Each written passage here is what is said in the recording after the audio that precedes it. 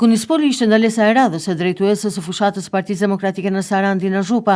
Në bashkinë më jugurit të vendit, Zhupa takoi demokratët e palodhur dhe qendrestar bashkë me kryetarin Farudin Lame, nënkryetarin Petrit Alimulla, sekretaren Marinela Papa.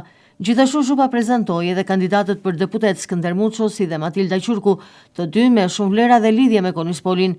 Si një bashki e njohur për prodhimin e mandarinave dhe për punën me bujqësinë, ajo u ndal mëngjesisht në prezantimin e programit të Partisë Demokratike për bujqësinë. Pesëfishimi i fundit të subvencioneve për fermerët në 200 milion euro, mbështetje për një siprodhimi për krerët dhe sipërfaqe, pagesa direkte për fermerët bazuar në produktin e shitur me faturë tatimore. Zhupa premtoi barazimin e TVSH-s në shitje me atë të blerjes, duke rritur fitimin për fermerët e duke nxitur tregun e ndershëm, 70 deri në 100% mbulimi i primit të sigurimit për fermerët, mbrojtje nga fatkeqësitë natyrore për një bujqësi të sigurt dhe të qëndrueshme. Sipas saj, prodhimet Made in Albania kanë qenë përparësi absolute. Kandidatja e Partisë Demokratike për deputete në qarkun e Vlorës Dina Zhupa u ndal po ashtu edhe në Sarandë në një bashkëbisedim me shoqërinë e transportit dhe taksistët. Sipas Zhupës, të shqetësuar dhe të revoltuar, ata kërkojnë që licencat e taksive të mund të trashëgohen nga familjarët e tyre. Po kështu shtimi i numrit të licencave duhet të bëhet vetëm me miratimin e sindikatës së taksive në mënyrë që të ruhet ekuilibri i tregut.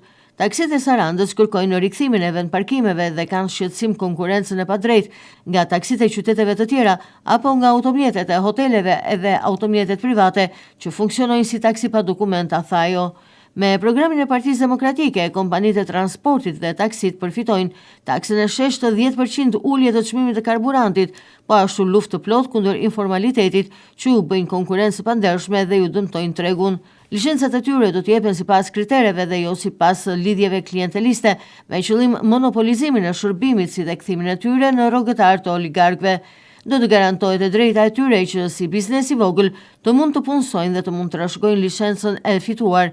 Përmirësojmë ndërtimin e infrastrukturës për t'ju ardhur në ndihmë këtij sektori. Saranda ka nevojë për një terminal autobusësh dhe jo për qendra me dyqane, si shtëpi mirëseardhjeje për të pasuruar disa klientë pushteti, tha Zhupa. Nga ana tjetër, taksistët e Sarandës kanë paralajmëruar grev për kërkesat e tyre.